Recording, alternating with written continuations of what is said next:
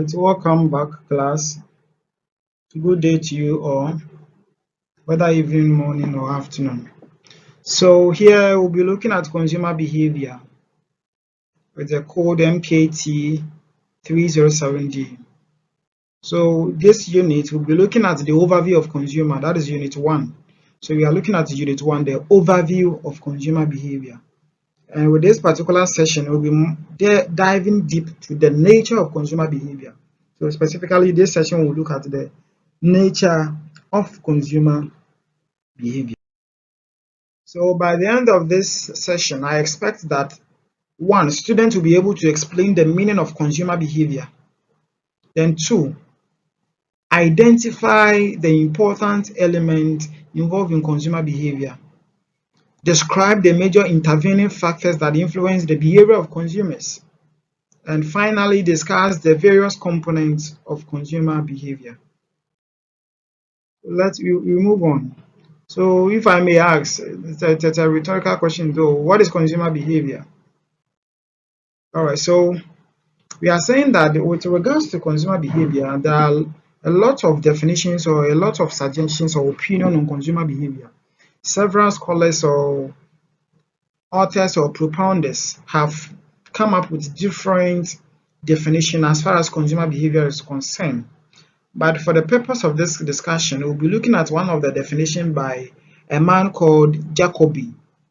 So Jacobi, yes. So depends on how you mention that word. Depends on the school you attended. So that is, to me, I call it Jacobi. So he submitted a definition in 1976, and he said that, and he was of the view that consumer behavior reflects the totality of consumers' decision with respect to the acquisition, consumption, and disposition of goods, services, time, and ideas by human beings in an attempt of making decision over time.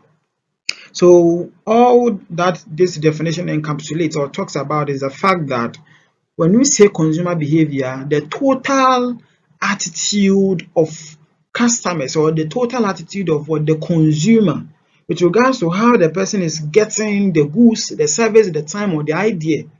So that is the acquisition aspect of it. So how you are going to acquire. You cannot consume when you have not acquired the good or the service or whatsoever. So he was of the view that one of the behavior has to do with the acquisition, the process in which you use to be able to acquire the good. The consumption has to do with you consuming it. So after getting the goods, you want to consume it. So that is a consumption. And disposition is the manner in which you get rid of the leftover. So in our daily life, we buy things and all that, and after utilizing whatever we want to utilize, we want to dispose of the leftover to wherever we want it. So that is the disposition. So that is basically what we mean by consumer behavior by Jacobi, 1976. Now, with regards to the definition we've talked about, you are saying that there are certain components or elements we need to consider. So if you look at the component, one we are saying that consumer behavior involves more than products.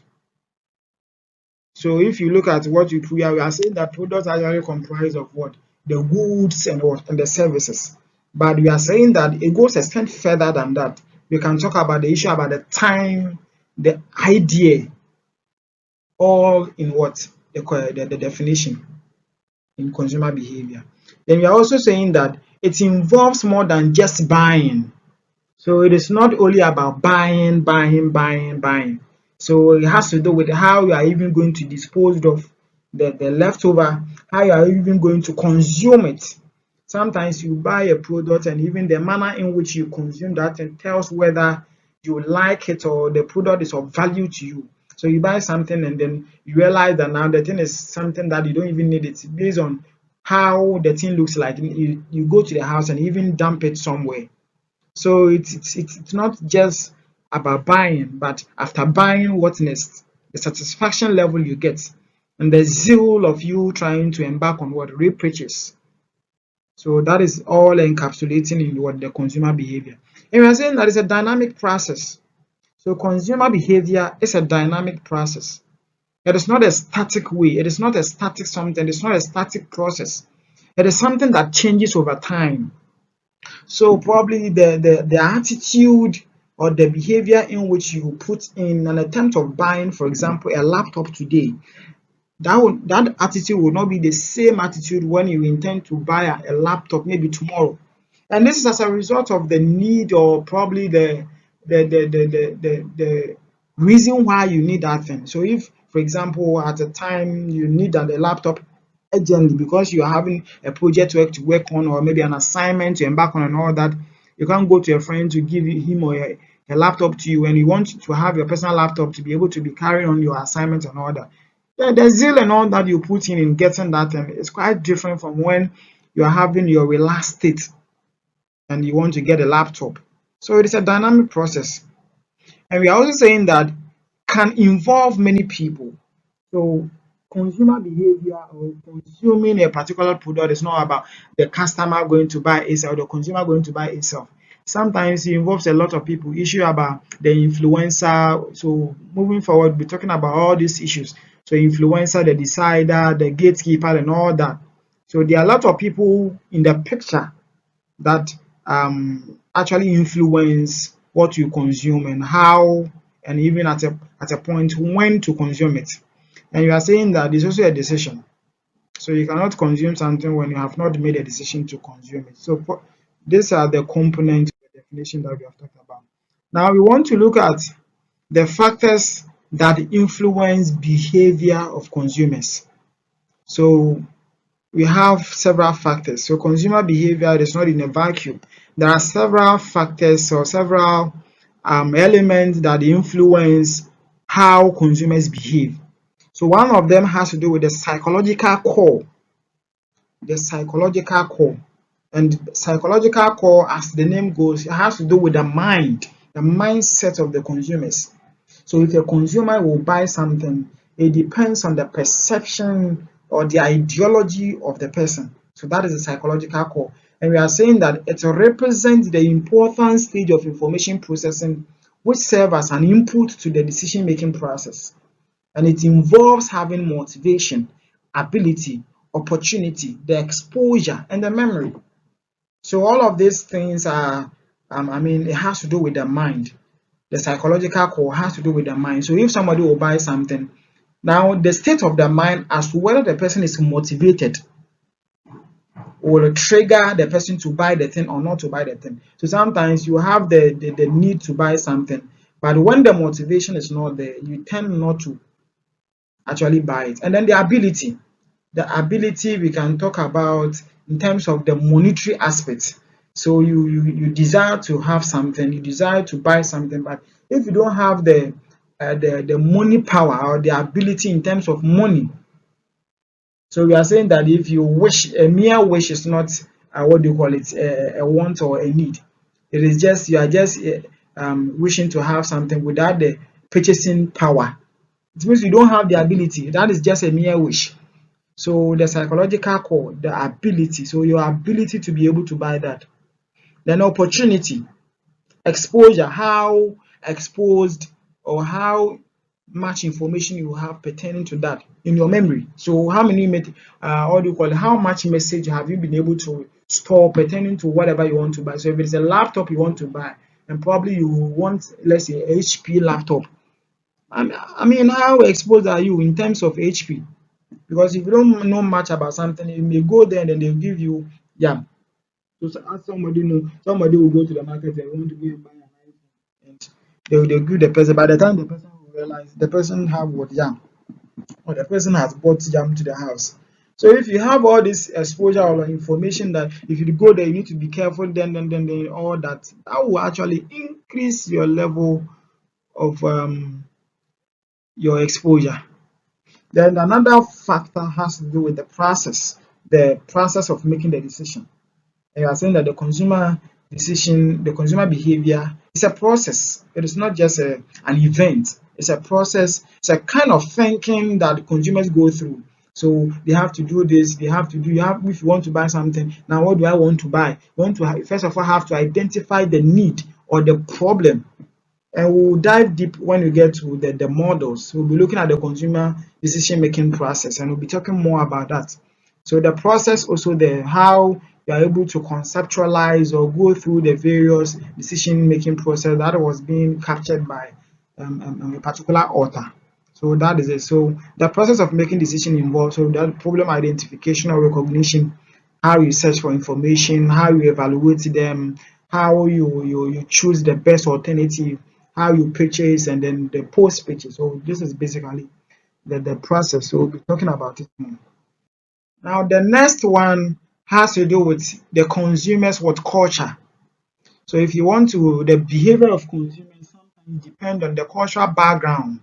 The cultural background also determines the way in which they approach goods and services as far as consumers are concerned.